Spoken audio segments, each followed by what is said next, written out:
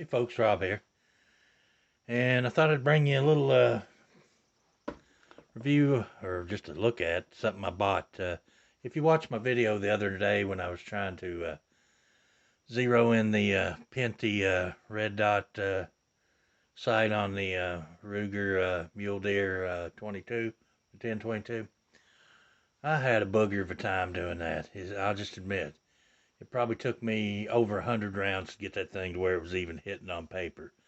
And a lot of that was my fault. It was uh, I was exhausted and had about 2 hours sleep, and but that's just my excuse.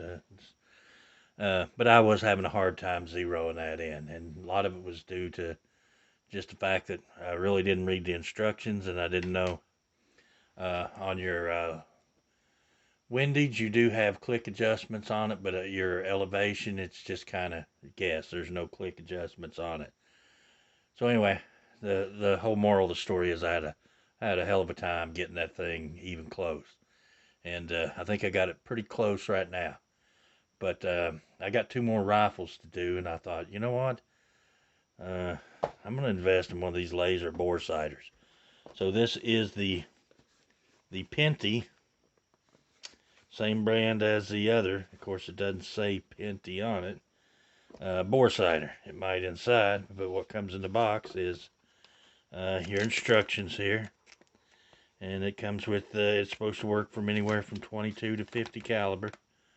Um, from 20, like I said, it's less than a 1 milliwatt class 2 laser. Um, there's some of the specs on it. I thought if this saves me a little bit of time, it'd be well worth what I pay for it. So, and here's a little thing to zero it with. I mean, if calibrate it. And a lot of people, and I've already done this, just to tell you the truth, a lot of people chuck it up in their drill, and they'll use the drill and let it rotate really slowly. And if it's real bad out of alignment, it'll make a big circle. And the closer to being center of board is, it's probably always, you'll never get the thing perfect, but it's going to make a smaller circle. So that's how you calibrate it. Um, so anyway, uh, but you can chuck it up in a drill. You could actually put this on the wall even and tape this to the wall and see what kind of circle it makes. If it's, you can imagine if this makes a circle that big around it, say 15, 20 feet, imagine what your bullet impact would be at 100 yards. So anyway, mine was really close. Really didn't have to do anything to it. It was minimal, so I thought it was good. Like I said, it comes with 6 batteries. These are just little button cells. Can't really read the size because I'm AG CX44 LR44 AG13. So I guess it takes 1.55. These are probably hearing aid batteries. But in the box you get the unit itself, and it does say Pinty on the unit itself.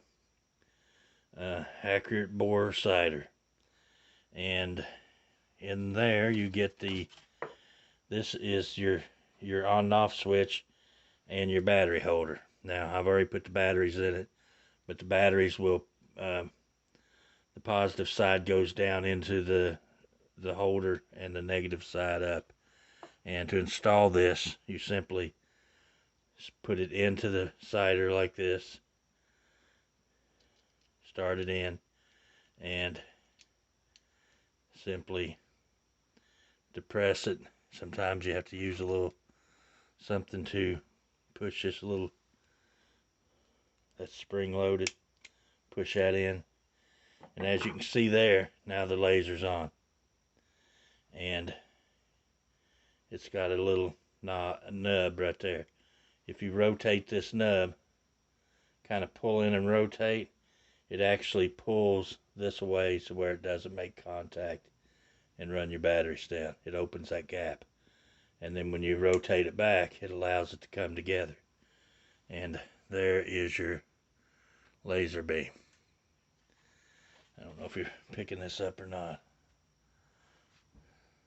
Yeah, I think I seen it go by there. Yeah, there's your laser beam. And of course it's pretty light in here, but it does project pretty good. And you know, I thought these were $20 on Amazon. So this is the Pinty red laser bore sighter. And like I said, it comes with looks like 5 different arbors for different sizes. I'm assuming this one goes up to 50 caliber. This one's probably 22. Just different sizes. You comes with your Allen wrench to make your adjustments with. And in order to use these little arbors, you would simply take your arbor, screw it into the end of the sight itself, and then as you screw this screw in or out, it flares that out. So let's see if that's,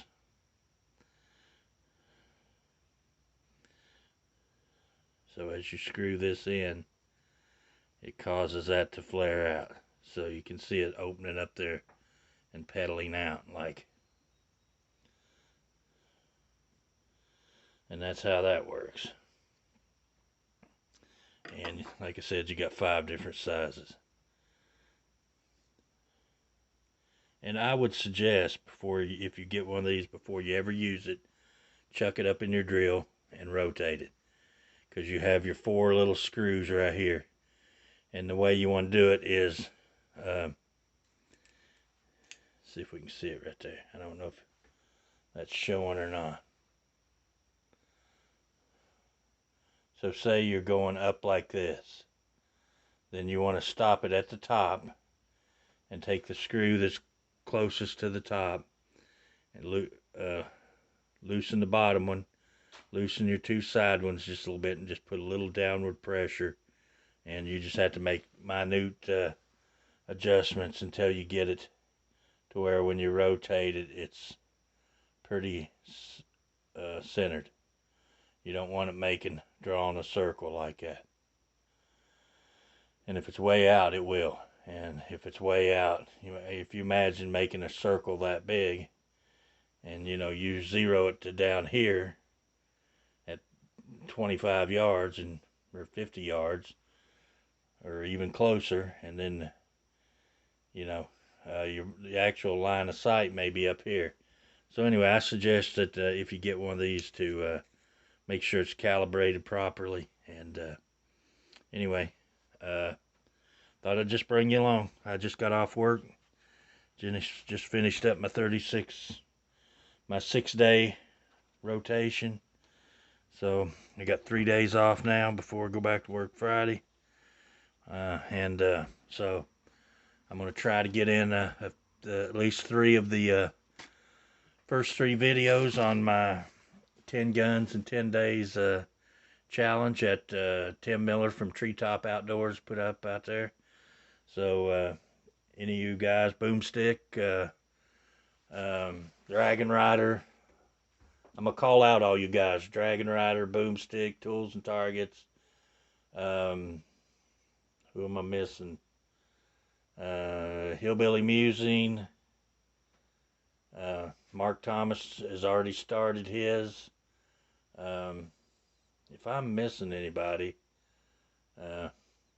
feel free to join the challenge. And the way I talked to Tim a little bit about it, the way it works is, if you want to showcase shooting a particular gun 10 days, or if you have something you just want to show and talk about, just a different gun every day for 10 days. And of course, that inspired me. Tim's first video last night was on an old Stevens crack shot, I think it was. And so that kind of inspired me for my first gun. And I'll just give you a little hint. It's very, very old. Very old. So anyway, thanks for watching, guys. Hopefully I'll get to, we'll do a video using this thing and trying to get one of those rifles sighted in.